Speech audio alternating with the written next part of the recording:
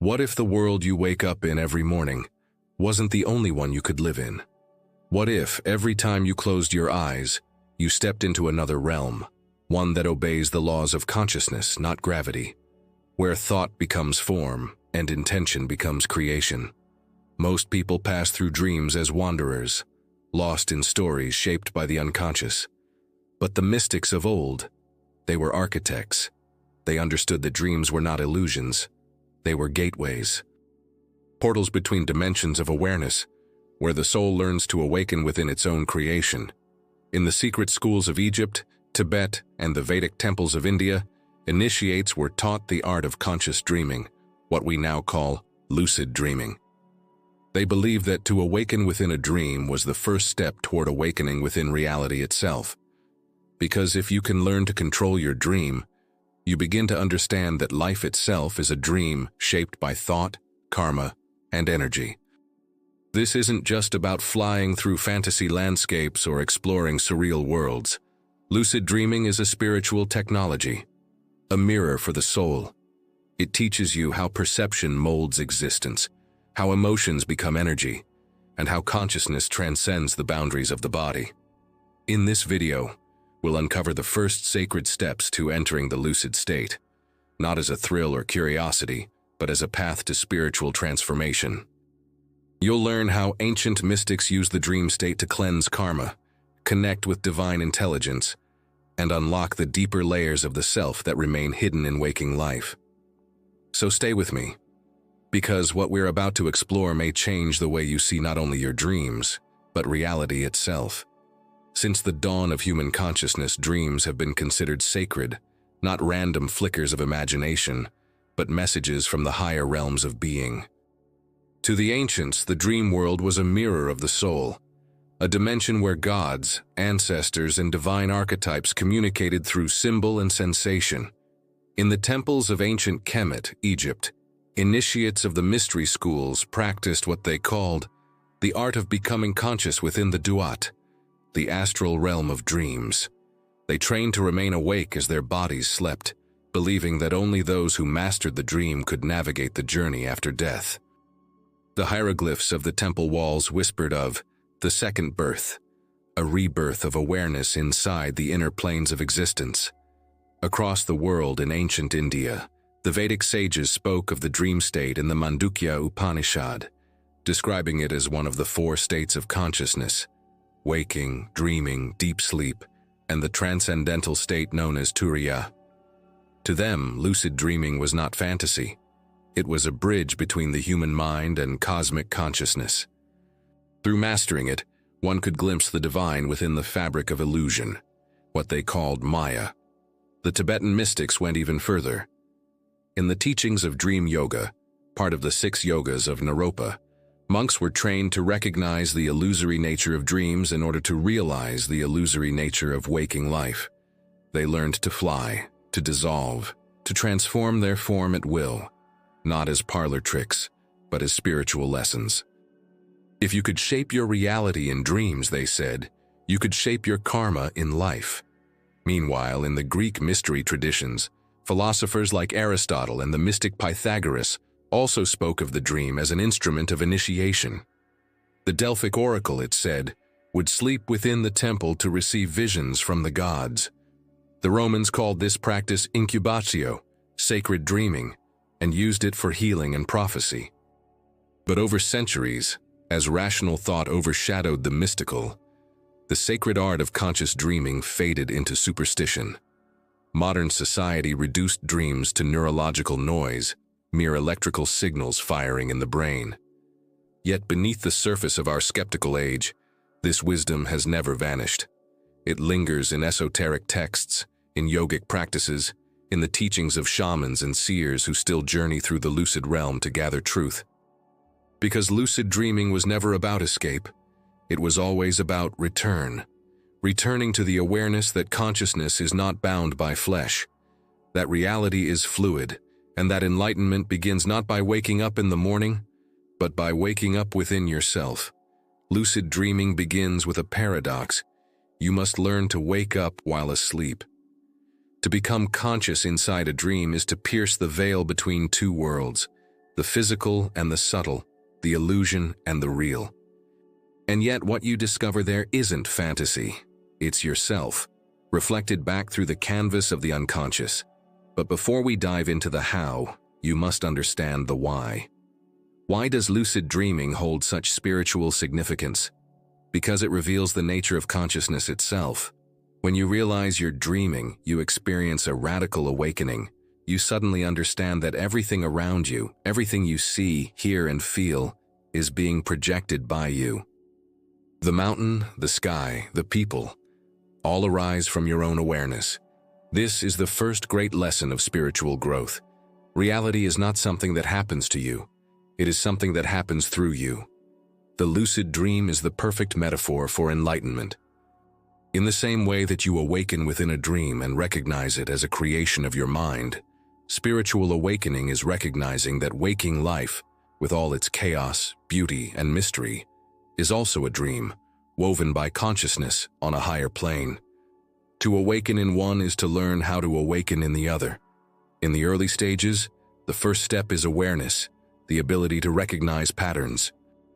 In both dreams and waking life, the untrained mind is caught in cycles, repetitive thoughts, emotions, and experiences. The lucid dreamer begins by noticing these loops, a recurring symbol, a door that never opens, a figure that always appears. When you begin to see these patterns, something shifts.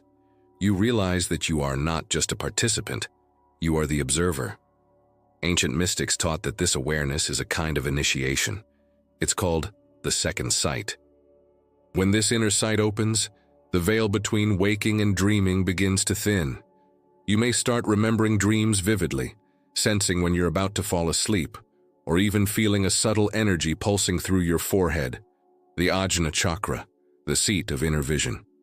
But this isn't a power to be forced. It's a sensitivity to be cultivated. The dream world responds to emotion and intention. If your mind is restless, fearful, or distracted, the dream dissolves. But if you enter sleep with serenity, with the clear intention to awaken, the realm opens to you. This is why many esoteric traditions taught lucid dreaming alongside meditation. Meditation trains the mind to remain still. Dreaming trains it to remain awake. When combined, they create a bridge, a state of unbroken awareness, carried from day to night, from body to soul. So before you attempt to control your dreams, begin by observing them. Keep a dream journal. Write every detail you remember. Symbols, feelings, colors, sensations. Because the path to lucid dreaming is not about domination, it's about relationship. You are building trust with your unconscious, the vast ocean beneath the surface of your waking mind. As you deepen this relationship, your dreams will begin to respond. You will start to see the same landscapes, the same signs, the same beings. And one night, a moment will arrive when you know. You'll look around and something inside you will whisper, "This is a dream." And that realization is the first step toward liberation. When you awaken within a dream for the first time, it can feel like standing at the threshold of a hidden temple. The walls shimmer with possibility, and every thought you have begins to weave the fabric of your surroundings. In that instant, you realize what the ancients meant when they said, "As within, so without." Everything in the lucid dream reflects the state of your consciousness. If your heart holds fear, the dream becomes chaotic and shadowed. If your mind is clear, the dream transforms into light, a vast, luminous playground of awareness. This is not coincidence. It is a revelation of one of the universe's oldest truths. Reality mirrors the dreamer. The mystics of the Himalayas believed that the lucid state was a microcosm of creation itself. Just as your consciousness generates a dream, the divine mind, or what some call source, generates the cosmos. To awaken inside a dream is to catch a glimpse of how creation works. You realize that form is illusion, vibration shapes experience, and thought is the architect of matter. But not all dreams are meant to be controlled. Many who first experience lucidity fall into the trap of ego, using their awareness to manipulate the dream world for pleasure or power. They fly, they summon, they create without wisdom. And yet the more they chase desire, the faster the dream dissolves. This is the first hidden lesson. Lucidity without purpose leads to illusion within illusion. The true adept does not seek to control the dream, but to listen to it. Because every figure, every landscape, every whisper of wind is a message from the deeper self, from the subconscious layers that weave your destiny.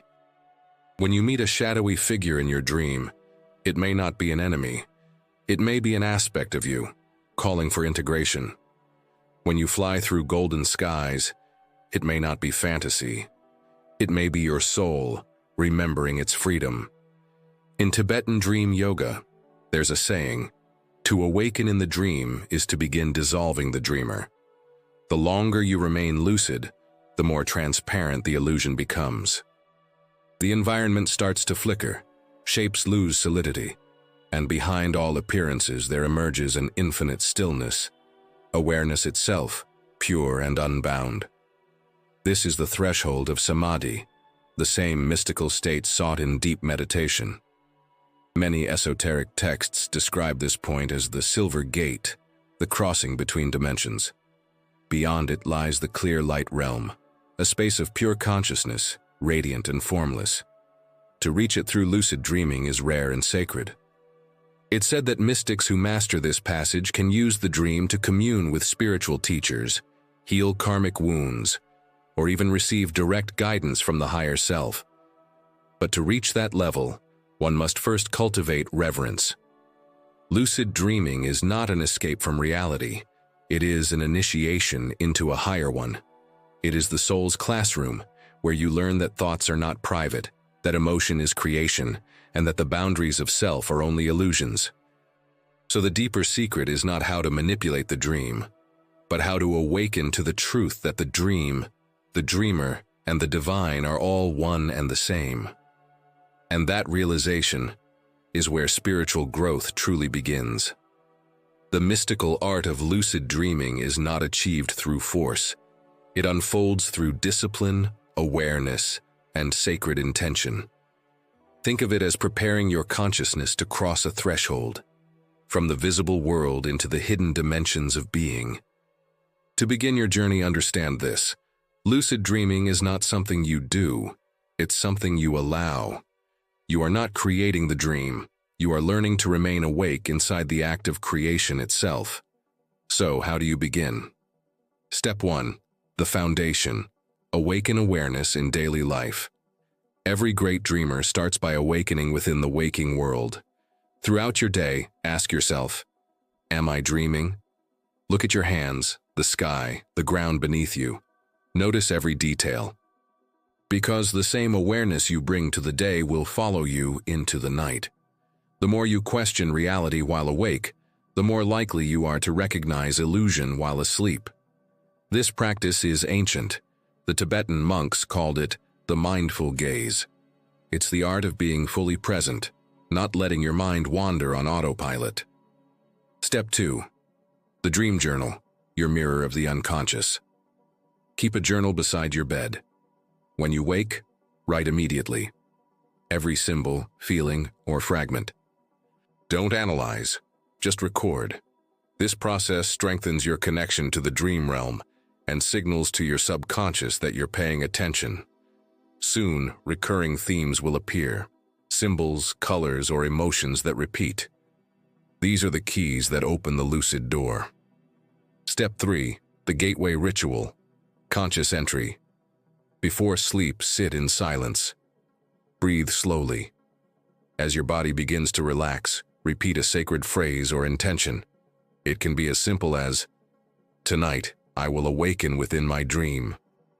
Visualize yourself becoming aware inside a dream, noticing the stars, your hands, your breath. Feel the intention as a vibration in your heart. This moment of alignment plants the seed for lucidity.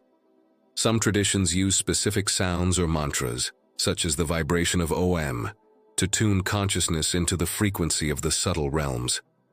Others visualize a gentle light behind the forehead, the Ajna chakra, glowing brighter as they drift toward sleep. This light acts as a lantern, guiding awareness across the veil. Step 4.